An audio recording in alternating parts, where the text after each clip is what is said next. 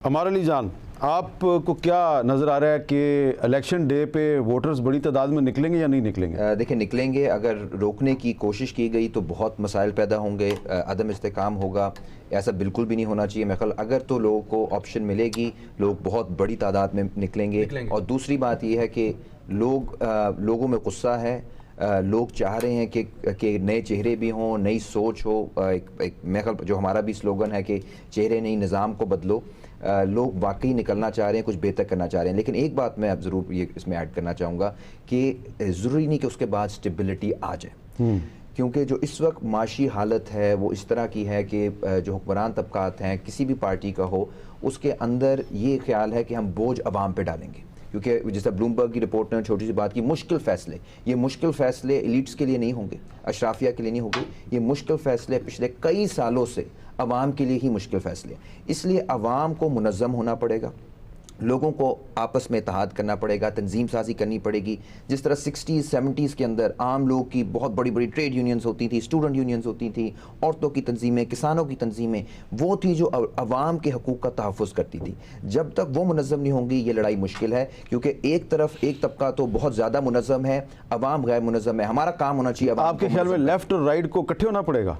अवाम के हक़ में जो भी है उसको साथ चलना पड़ेगा। और बुनियादी जो एजेंडा है, जो मैनिफेस्टो है, जो अवामी इशूज़ हैं, स्पेशली इकोनॉमिक इशूज़, क्योंकि मईशत इस वक्त सबसे बड़ा इशू आ रहा है हमारे लिए, और उस पर मेरा ख्याल हमें लेफ़्ट पे खड़ा होना पड़ेगा। हमें जो ये फ्री मार्केट फंडामेंटलिज्म है, जो ब्लूमबर्ग IMF से आ रहे हैं, बाहर से पढ़ के कुछ आ जाते हैं टेक्नोक्रेट्स, और हर बारी वो कोई एक दवाई देते हैं और उसका नुकसान होता है बार बार, फिर भी हम उसे रिपीट किए जा रहे हैं। उसको ख़त्म करके हमें अपना मुतबादिल प्लान देना। डॉक्टर ज़ेबा साहब, आप एग्री करती हैं हमारे से?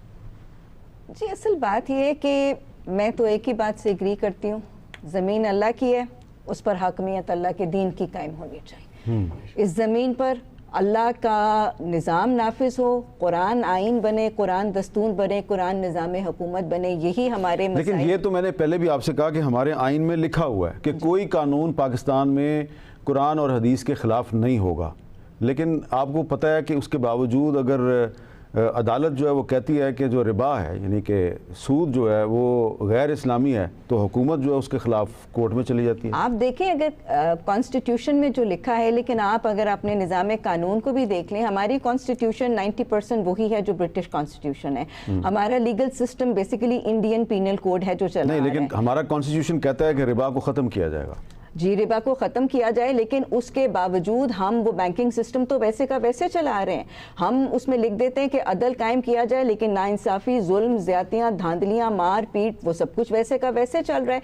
ना हम जो आइन में कुरान के मुताबिक लिखते हैं, ना हम उसको मानते हैं, और बाकी हम आइन में और अपने दस्तूर तो में। हमारा मसला मुनाफ़क़त है।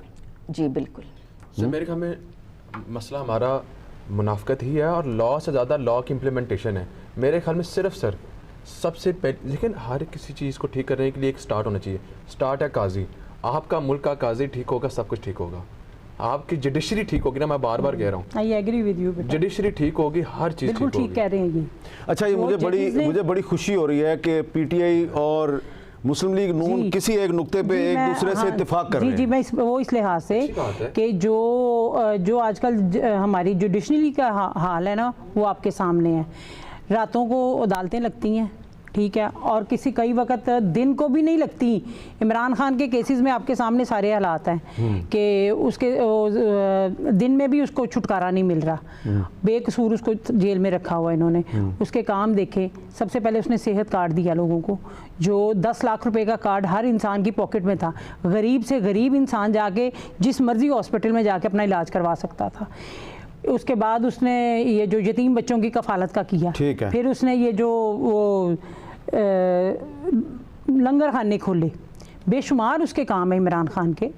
तो इस लिहाज से अगर देखा जाए तो इमरान खान पे भी ये बड़ा कठिन वक्त है, और ये जुडिशरी की वजह से है, ये जजेस की वजह से। हाँ जी, की वजह से और किसी की वजह से, ठीक है। अच्छा अमार, आखिर में आप बताएं, आपने भी इज़हार यकजहती किया इनके साथ, आपने एक चीज़ नोट नहीं की कि ख्वाह नून लीग हो, PTI हो, जमात इस्लामी हो, कोई भी पार्टी हो, जो पुराने लोग होते हैं, पुराने लोग जब आपस में बैठते हैं वो ज़्यादा लड़ते हैं आपस में, आई एग्री, हैं? I agree sir. अगर नए लोगों को बिठाएं तो बड़ी कंस्ट्रक्टिव, बड़ी अच्छी गुफ्तगू होती है। और मेरे ख्याल में ऐसे ही होना चाहिए, ऐसे ही। आपके नजरिए में इख्तलाफ जरूर हो सकता है, मगर आप किसी को अब्यूज करने का या किसी से दुश्मनी रखने का आपको हक नहीं होना चाहिए। डेस्टिनेशन सेम है ना, पाकिस्तान की प्रोग्रेस नहीं, बहुत अच्छी बात की भाई मीर साहब, और बल्कि इस तरह के शोज़ मज़ीद भी होने चाहिए। और जो बिल्कुल मैम भी जिस तरह कह रही है, नज़रियाती इख्तलाफ लाजमी है, क्योंकि नज़रियात है ना, हर पार्टी का अपना होता है, पार्टी का मतलब ही होता है नज़रियात के ऊपर आप खड़े हो, लेकिन वो दुश्मनी नहीं होती, बिल्कुल कोई ऐसी बात नहीं होती, कोई ज़ाती अना है,